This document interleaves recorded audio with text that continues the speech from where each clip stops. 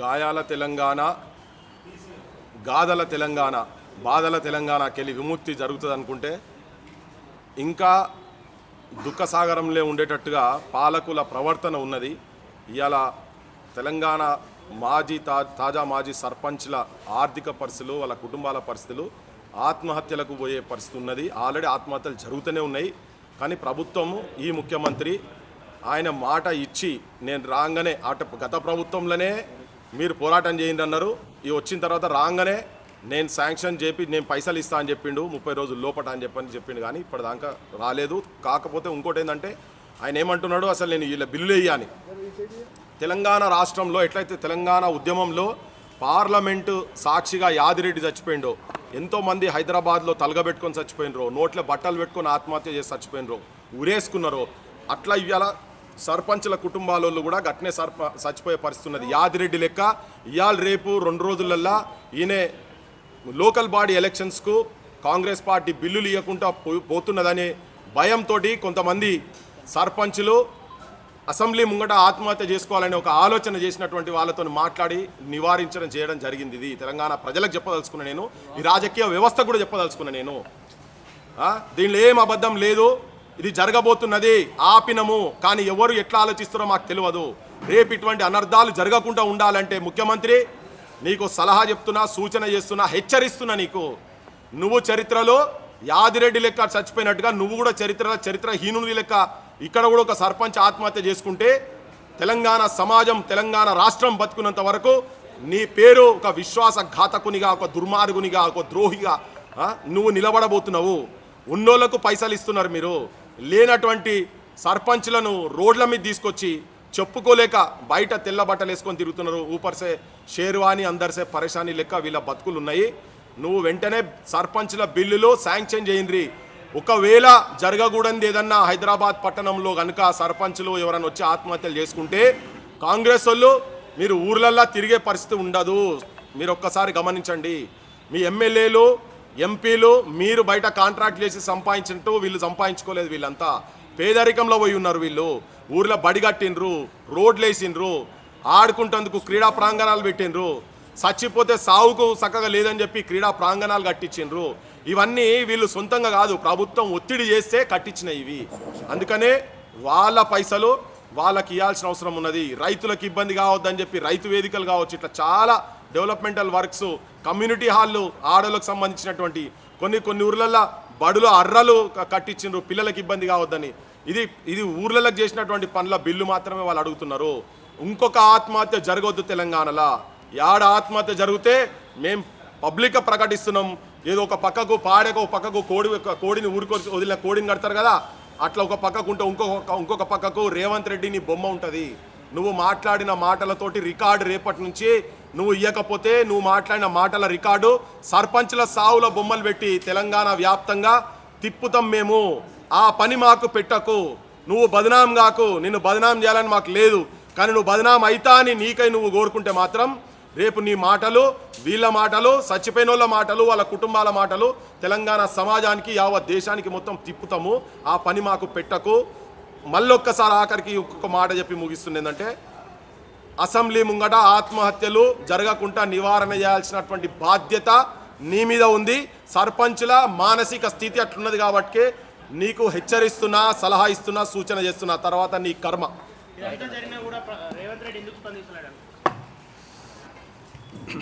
మూర్ఖుడు రేవంత్ రెడ్డి, ఒక మూర్ఖుడు, ఒక దుర్మార్గుడు అధికారంలోకి వస్తే ఒక రాక్షస లక్షణాలు, ఒక పిశాచి లక్షణాలు ఉన్నటువంటి వాడు ముఖ్యమంత్రి అయితే ఎట్లుంటాడో అంటే అది రేవంత్ రెడ్డిని చూపించచ్చు. ప్రజాప్రభుత్వము, అంబేద్కర్ ఇచ్చినటువంటి రాజ్యాంగం అని చేతుల పుస్తకాలు పట్టుకొని పొంకనాలు కొట్టి పోజులు ఇచ్చి దేశమంతా తిరుగుడు కాదు నాయన. నీ రాష్ట్రం ఇక్కడ కాలిపోతున్నది. నీ రాష్ట్రము రోడ్డు మీద పడుతున్నది. ఇక్కడ సర్పంచ్ల రూపంలో ఇక్కడ నిరుద్యోగులు కావచ్చు, చాలా అంశాలు ఉన్నాయి. అవన్నీ వేరే తర్వాత మాట్లాడతా. కానీ ఇక్కడ ఆత్మహత్యలు జరుగుతున్నాయి కదా కళ్ళ ముంగట. వీళ్ళు అంటే నీకు ఎక్కడ మానవత్వం, పైసా మానవత్వం లేదు నీకు. నీ ఇంట్లో ఎవడో చచ్చిపోతేనే నీకు హోష్ ఉంటుందా ఎట్లా మరి చెప్పు? నీ ఇంట్లో ఎవరు సర్పంచ్లు అయితే ఎవరు లేరు. మరి తెలంగాణ సమాజం ఊరు లేవనుకుంటారో వాళ్ళ ఊర్లో సర్పంచ్ చచ్చిపోతే నా ఇంట్లో కూడా చచ్చిపోయింది అంటే బాధపడతారు. రేపు జరగబోతున్న తెలంగాణ రాష్ట్రంలో. సో ఇప్పుడన్నా మారాలే వీళ్ళు. మారకపోతే శిక్ష ప్రజాక్షేత్రంలో రేవంత్ రెడ్డి అనుభవిస్తారు. 2 రోజులు టైం ఇచ్చినాం, ఇప్పుడే ఒక 2 డేస్ తర్వాత ప్రకటిస్తాం, కార్యాచరణ ప్రకటిస్తాం.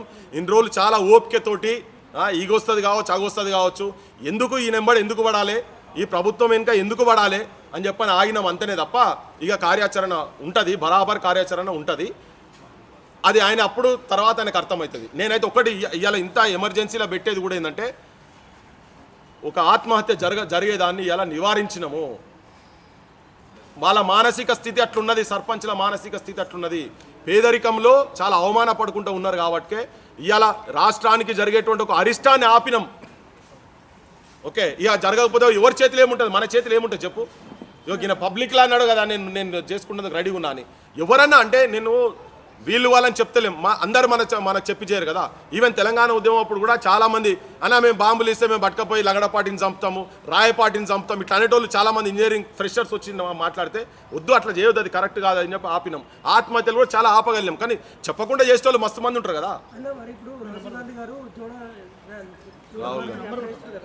జై భీమ్ జై సంవిధానం చెప్తా ఉన్నారు. మరి తెలంగాణలో మరి రేవంత్ రెడ్డి గారు మరి ఎట్లా సంవిధానం కాపాడుతున్నారా, ఎట్లా చేస్తున్నారు? రేవంత్ రెడ్డి గారు సంవిధానం కాపాడు కాదు, బొంద పెడుతున్నాడు, తగలబెడుతున్నాడు. కరెక్ట్ చెప్పాలంటే రాజ్యాంగపరం ఇచ్చినటువంటి వాళ్ళ మేనిఫెస్టోనే ఇంప్లిమెంట్ చేస్తలేవు. రాజ్యాంగం నాకెందుకు? ఇప్పుడు అరెస్టులు 420 హామీలు అవే కదా వాళ్ళు పెట్టిన. అందుకే ఉట్టిగా అనలే, బ్లఫ్ మాస్టర్ 420 అని టైటిల్ ఆయనకి ఇచ్చింది. అందుకే ఇప్పటిదాకా అయ్యింది, నువ్వు చేయకపోతే బ్లఫ్ మాస్టర్ అని పెట్టి రేపు పొద్దుగాల తిరుగుడే. ఇవన్నీ ఉట్టి చేతులు అవి పట్టుకొని జోకర్ల లెక్క తిరిగి బ్రోకర్లు మీరు ఆల్రెడీ రాజకీయ పార్టీలు వీళ్ళ ఈ పార్టీలన్నీ బిజినెస్ చేసే దగ్గర పెద్ద పెద్ద బిజినెస్ మెన్ల దగ్గర మీరు పైసలు తీసుకొని వెళ్ళదీస్తున్నారు, కానీ వీళ్ళ జేబులు కొట్టకని చెప్పి విజ్ఞప్తి చేస్తారు. రైతన్న పరిస్థితి ఆగమ గోచరంలో లెక్కున్నది. కింద ఆగమవుతున్నారు పాపం వాళ్ళు. కేంద్ర ప్రభుత్వం కావచ్చు, రాష్ట్ర ప్రభుత్వము ఒకరి మీద ఒకరు నెట్టుకున్నాడు కాకుండా ఇప్పుడు బీజేపీ గవర్నమెంట్ ఇస్తా అన్నది పంపిస్తా అన్నది పంపించలేదు. ఇక్కడ వాళ్ళు పార్లమెంట్లో చెప్పింది కూడా నెరవేర్చలేదు. వాళ్ళు అనుకున్న దాన్ని కనుక పంపించగలిగితే ఇక్కడ కొరత ఉండదు. ఇది ఒక్కటే స్టేట్ కాదు, చాలా దేశంలో చాలా రాష్ట్రాల్లో కూడా పరిస్థితి అట్లే ఉంది. కానీ మన దగ్గర తెలంగాణలో నేను బేసిజాల పోకుండా కాంగ్రెసు బీజేపీ వాళ్ళు ఒకరి మీద ఒకరి బదనాములు నెట్టుకోకుండా ఇక్కడ రైతులను ఇమ్మీడియట్గా ఆదుకోవాల్సిన అవసరం ఉన్నది. చాలా ఘోరమైన పరిస్థితి ఉన్నది వాళ్ళది. అసలే వాళ్ళకు అరకొర పల్లెం నిండా గింజలు ఉన్న రైతన్న, కళ్ళం నిండా గింజలున్న రైతన్న, నీ పల్లెం నిండా మెతుకు లేదో రైతన్న అనే కాడ ఇలా వాళ్ళు నిజంగా కూడా మెతుకు వాళ్ళకి కాదు, ఇలా మనకు కూడా మెతుకు లేకుండా అయ్యే పరిస్థితి.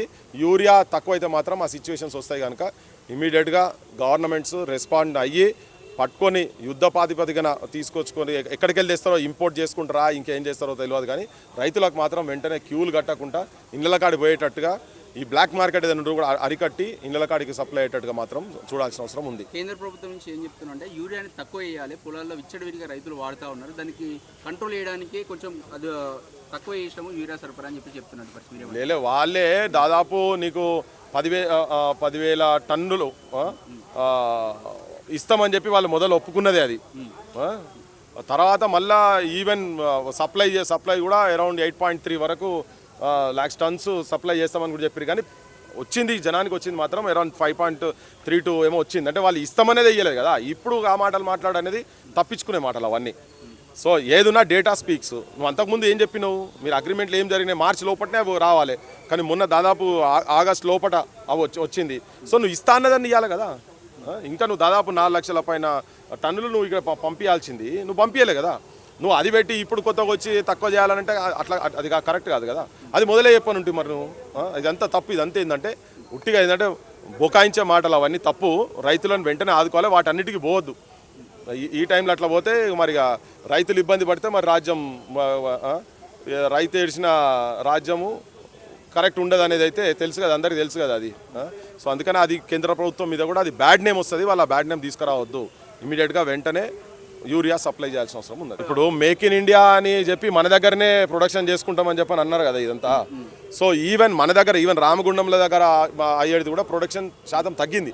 ఎందుకు తగ్గింది, దేని గురించి తగ్గింది ఏందనేది వాళ్ళు కూర్చోవాలి కదా. కూర్చొని దాని మీద ఈ కొరత రాకముందే ఇవన్నీ చేయాలి. ఇప్పుడు ఎప్పుడో 2025 వరకు అసలు మనకు దిగుమతిలే అవసరం లేదు. ఆ 15-20% ఏదైతే ఇంపోర్ట్ ఎక్స్పోర్ట్ గ్యాప్ ఏదైతే ఉండేనో ఆ గ్యాప్ను ఫిలప్ చేసుకుంటాము 2025 లోపట్నే అని దాదాపు 5-6 ఏళ్ళ కింద నుంచి మాట్లాడుకుంటూ వస్తున్నారు. మరి ఇప్పటివరకు ఆ కొరత పోవాలి కదా. మరి లేకుండా ఇంకా ఇంపోర్ట్స్ ఎందుకు చేసుకోవాలి? మరి మేక్ ఇన్ ఇండియా ఏం చేస్తున్నట్టు?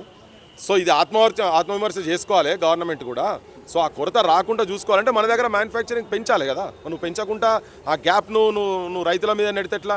మీరు ప్రాపర్గా టైం ప్రకారంగా డిసిషన్ తీసుకోక, టైం ప్రకారంగా ఇంపోర్ట్స్ చేసుకోక, లేదు ఇక్కడ ప్రొడక్షన్ కూడా కాస్ట్ ఎక్కువ అవుతున్నాడు, ఇక్కడ ప్రొడక్షన్ అయితే నువ్వు ఎక్కువ చేసుకోవాలి కదా. అదే కదా మరి వీళ్ళు వచ్చిన కాడికి వెళ్ళి బీజేపీ వాళ్ళు చెప్తున్నది కూడా అదే కదా, మేక్ ఇన్ ఇండియా అంటే మరి ఆ గ్యాప్ ఎందుకు సెటరేట్ చేసుకోలేకపోయిన వాళ్ళు? అంటే లైట్ తీసుకున్నారు అంటే ఇన్ని రోజుల నుంచి. ఇప్పుడు కొరత వచ్చింది కాబట్టి ఇప్పుడు ఇవన్నీ వస్తుంటే జనం లోపల చర్చ స్టార్ట్ అవుతున్నది. కృత్రిమ కొరత చేసే అవకాశం ఉందా? డీలర్స్ కావచ్చు వాళ్ళు ఏమన్నా అంటే ఇప్పుడు ఏమవుతుందంటే ప్రాబ్లం ఎక్కడ వస్తుందంటే మన దగ్గర ఒక్క దగ్గరనే కాదు, ఇప్పుడు ఆంధ్రప్రదేశ్లో కూడా సేమ్ ఉన్నది, అక్కడ ఎన్డీఏ గవర్నమెంటే ఉంది. సో ఇది మొత్తం అంటే వీళ్ళు ఎక్కడనో ప్లానింగ్లో మిస్టేక్ చేసిండ్రు, సెంట్రల్ గవర్నమెంట్ ప్లానింగ్లో తప్పు జరిగింది. ఇక్కడ ప్రొడక్షన్ ప్రాపర్ కనుక ఆ గ్యాప్ను ఫుల్ఫిల్ చేసే ప్లానింగ్ ప్రాపర్గా జరిగి ఇంప్లిమెంటేషన్ కనుక ఉండేది ఉంటే ఇలా ఇబ్బంది ఉండకపోవు. వాళ్ళు ఆ పొరపాటు చేసిండ్రు, ఆ శిక్ష రైతులు అనుభవించాల్సిన పరిస్థితి వస్తున్నది.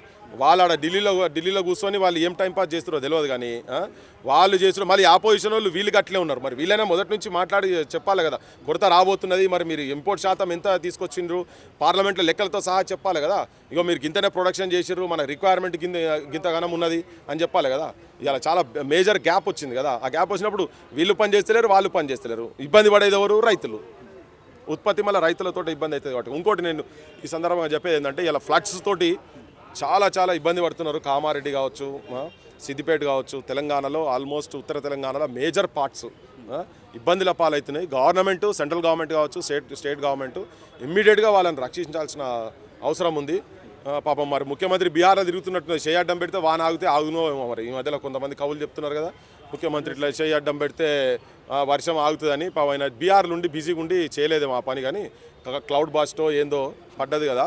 కానీ చాలా అంటే నేను కూడా ఒకసారి ఫ్లడ్స్ వచ్చినప్పుడు బాధితుంది కాబట్టి నాకు తెలుసు ఆ ట్రౌమా ఎట్లా ఉంటుంది అనేది. మొత్తం మట్టి వేరకపోయిందట ఇళ్ళల్లో, ఫర్నిచర్ కావచ్చు, ఫ్రిడ్జ్లు కావచ్చు, అందరు ఎక్కడికక్కడ మొత్తం ఆర్థిక పరమైనటువంటి భారం మీద పడితే అసలే ఆరకూర బతుకుర నాయన తెలంగాణ అంటే ఇదొకటి పిచాసులు వచ్చి మీద పడ్డట్టు ఈ వర్షం ఒకటి వచ్చి మీద పడ్డది.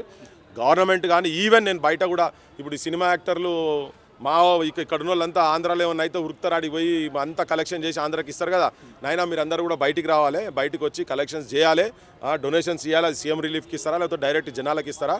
ప్రజలకు కూడా ఈవెన్ వీళ్ళకి కూడా నేను సినిమా యాక్టర్లు కావచ్చు, స్పోర్ట్స్ పర్సనాలిటీస్ కావచ్చు, అందరికీ నేను కూడా విజ్ఞప్తి చేస్తున్నా ఏంటంటే వాళ్ళు కూడా కొంచెం వీళ్ళకు డొనేట్ చేసి వీళ్ళని ఆదుకోవాల్సిన అవసరం వెంటనే ఉన్నదని చెప్పి విజ్ఞప్తి చేస్తున్నారు. పంట నష్టపోయారు, రైతులు ఇబ్బందులు పడుతూ ఉన్నారు. కనీసం ప్రభుత్వం నుంచి ఒక హామీ కూడా రాలేదు. ఒక 10,000 20,000 రూపాయలు మేము ఇస్తాం ఎకరానికి అని ఒక హామీ కూడా ఇవ్వలేదు ప్రభుత్వం నుంచి. మీరేమంటారు? ఏమో ఇక ఆయన ముఖ్యమంత్రి మాట్లాడితే నా దగ్గర ఒకసారి పైసలు ఉన్నాయంటాడు, ఒకసారి పైసలు లేవు అంటాడు. మరి ఆయన కథ ఏందో, విపత్తుకు ఉండేది సపరేట్ ఉంటుంది, తీసుకొచ్చి పెట్టాలి. అసలు ఇప్పుడు ఈ పాలిటీషియన్స్ ఎట్లా ఉన్నారంటే, అంటే ఇప్పుడు ఆయన అంతా అసెస్ చేస్తాడేమో, ఎక్కడెక్కడ ఎంతెంత నష్టమైంది చేసిన తర్వాత ఏమైనా ప్రకటిస్తాడు కావచ్చు, కానీ అసలు వెంటనే ఇమీడియట్గా ఎమర్జెన్సీ అయితే చేయాల్సిందే. ఇప్పుడు మనం చూస్తున్నాం పొలాలలో మొత్తం ఇసుకలు, కొన్ని పొలాల రాళ్ళు తీసుకొచ్చి మొత్తం పడిపోయినాయి. ఇప్పుడు విష జ్వరాలు. ఇప్పుడు ఈ మీటింగ్ కూడా ఇద్దరు సర్పంచులు రావాల్సిన వాళ్ళు, వాళ్ళకు జ్వరాలు దాకి వర్షంలో చిక్కున్న వాళ్ళంతా. అవును, వాస్తవమే అది. మనం మీడియా వాళ్ళు కూడా చాలామంది పోయిరు కదా, పోయి చూసిరు కదా. ఇప్పుడు వీళ్ళు అంతేందంటే ఈ 3 రోజుల న్యూస్ అంతనే, దీన్ని మనం కూడా ఏం చేయాలి, జనం లోపల ఇంకా తీసుకుపోవాలి. వీళ్ళు చెప్పి ఓసారి హెలికాప్టర్ తిరిగానే ఏదో జరగబోతున్నదని జనం కూడా అనుకుంటారు. బయట వాళ్ళు కూడా ఏదో ఒకటి మాట్లాడగానే ఎంతో కొంత అనౌన్స్ చేయగానే నిజంగానే వాళ్ళకి మొత్తం కొత్త ఇల్లు కట్టించినంత బయటోడు ఫీల్ అవుతుంటారు, కానీ అక్కడ ఏం ఒరిగేది ఉండదు, అది ఉట్టిదే అదంతా. సో అట్లా కాకుండా ఉండేటందుకు అని చెప్పి మన బొట్టలో కూడా ఆ ప్రయత్నం చేయాలి. జనం లోపల ఎప్పటికప్పుడు గవర్నమెంట్ని కూడా ఎప్పటికప్పుడు క్వశ్చన్ చేసేటట్టుగా మాత్రం చేయాల్సిన అవసరం ఉంది. చేద్దాం. రైతులకు చాలా నష్టం. రైతుతో పాటు ఇండ్లు కంప్లీట్ ఇండ్లు అన్నీ కొలాప్స్ అయిపోయినాయి కదా, ఎక్కడికక్కడ కొలాప్స్ అయిపోయినాయి.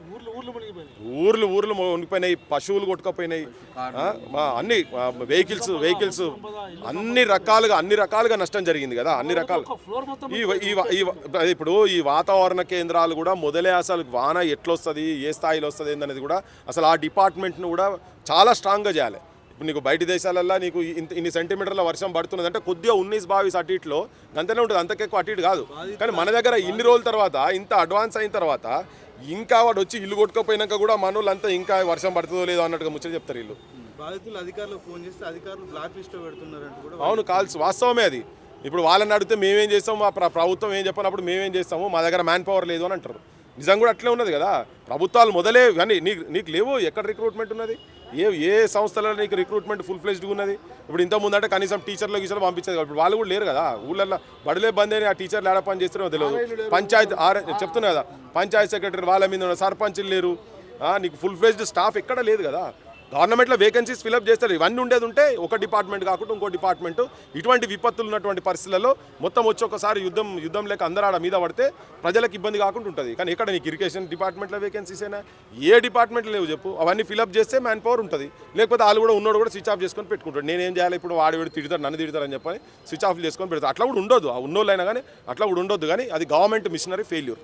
గతంలో హెలికాప్టర్ రాకుంటే ఒక వ్యక్తి కూడా కొట్టుకుపోయినటువంటి సిచ్యువేషన్ ఖమ్మంలో ఉన్నది. మళ్ళీ కామారెడ్డిలో కూడా హెలికాప్టర్లు పంపించట్లేదు అంటూ కూడా వాళ్ళు కూడా వాపోయిన సందర్భం కూడా చూస్తున్నాం. గవర్నమెంట్ ఇప్పుడు అటువంటి ఉన్నది, అది అటువంటి సంఘటనలు జరిగినాయి కదా. అసలు ఇమ్మీడియట్గా మన అండర్లో ఉండాలి. లేదు బయట రాష్ట్రాలతో కావచ్చు, ఇప్పుడు సెంట్రల్ నుంచి కొన్ని ఒక 3-4 వచ్చినట్టు తెలుస్తున్నది. ఇట్లా కాకుంటే ఏంటంటే మొత్తం మీద పడ. అసలు ఏంటంటే భారతదేశంలో మనిషి ప్రాణానికి విలువ లేదబ్బా, ఎవడు పట్టించుకోడు. ఇవన్నీ మనోళ్ళంతా స్టాన్ఫర్డ్లు కేంబ్రిడ్జ్లో ముచ్చట్లు మాట్లాడతారు. కానీ ఆ దేశాలలో ఎట్లుంటుంది అనేది, చిన్నగా యాక్సిడెంట్ అయితే ఎయిర్ లిఫ్ట్ చేసుకొని తీసుకుపోతారు. ఇవాళ పెద్ద కార్పొరేట్స్ దగ్గర పెద్ద పైసలు విచ్చలవిడిగా ఉన్నాయి. గవర్నమెంట్ చేయొచ్చు అవన్నీ, నీకు ఆ విల్లు ఉండాలి కదా. ఈ జనం నా జనము ఎక్కడ కూడా కావద్దని ఇప్పుడు వేసే క్షణాల లోపల పోయి తీసుకొని పోవాలి. ఇంత పెద్ద దేశంలో ఇలా మనది ప్రపంచంలో మోస్ట్ డెవలపింగ్ కంట్రీ అని చెప్పని చెప్పుకుంటున్నాం. కానీ ఇక 4th బిగ్గెస్ట్ ఎకానమీ అని చెప్పని అన్ని ప్రపంచంతో అమెరికాతో మనది దేశం పోటీ పడుతున్నది అన్నకాడ ప్రాణానికి విలువ లేదు. చచ్చిపోతే ఎవడో చచ్చిపోయింది పీకిన అయినట్టు, కుక్కలు పందులు చచ్చిపోయినట్టే మన దగ్గర మనుషులు చచ్చిపోవడం అంటే ఏ రాజకీయ నాయకునికి కోనికి పట్టి లేదు. పట్టుంటే ఇవన్నీ దురదృష్టితో మొదలే ఉండాలి. ఈ సందర్భం అనేది గిట్లా మాట్లాడుతున్నా అనుకోవచ్చు, కానీ చెప్తున్నాం వాడి ఇంట్లో చచ్చిపోయిన వాళ్ళ ఇంట్లో బాధ ఎట్లుంటుంది అనేది వీళ్ళే పాలకులు మొదటి నుంచే ఇవన్నీ ఉండేది ఉంటే, ఆ మిషనరీ మెకానిజం ఆ ప్లానింగ్ అది మొదటి నుంచి ఉండేది ఉంటే ఇటువంటి విపత్తులు వచ్చినప్పుడు కూడా ఫేస్ చేస్తారు. అవన్నీ ఏం లేవు, ఉట్టిగా తమాషాలు ఇక్కడ బంగ్లాలు కూడా కొట్టుకొని పైసలు వసూలు చేసుడు తప్ప ఏం లేవు. ఇవన్నీ ఈ ఐటరల్ పెట్టి ఇవన్నీ ఉండాలి కదా. ప్రతిది డిజాస్టర్ మేనేజ్మెంట్ అనేది ప్రతి దగ్గర ఉండాలి కదా. ఆ డిజాస్టర్ మేనేజ్మెంట్ చక్కగా ఉండయి. ఇటువంటి వచ్చినప్పుడు మాట్లాడతారు, ఆ పోజులు కొట్టి ఇట్లా అని హెలికాప్టర్లో తిరుగుకుంటా ఆ ఫోటోలు ఇస్తారు, బయటకు వస్తాయి, పేపర్లు వేస్తారు, టీవీలలో చూపిస్తారు, అంతే మనం చూడాలి ఖుష్. ఆడ మాత్రం ఏం జరగదు. ఎక్కడ వేసిన గొంగడికి అక్కడనే ఉంటాయి. ఏదైనా ఉంటే ఏంటంటే ఉట్టిగా అట్లా అటు తిరిగి అటు జరిపినట్టే చేస్తారు అంతేగాని పెద్ద ఫుల్ ఫ్లెజ్ 100% వాళ్ళకి చేసే ఆలోచన వీళ్ళకి ఉండదు. కానీ చేయాల్సిన బాధ్యత ఉన్నది, మనం చెప్పాల్సిన బాధ్యత కూడా మన మీద ఉన్నది.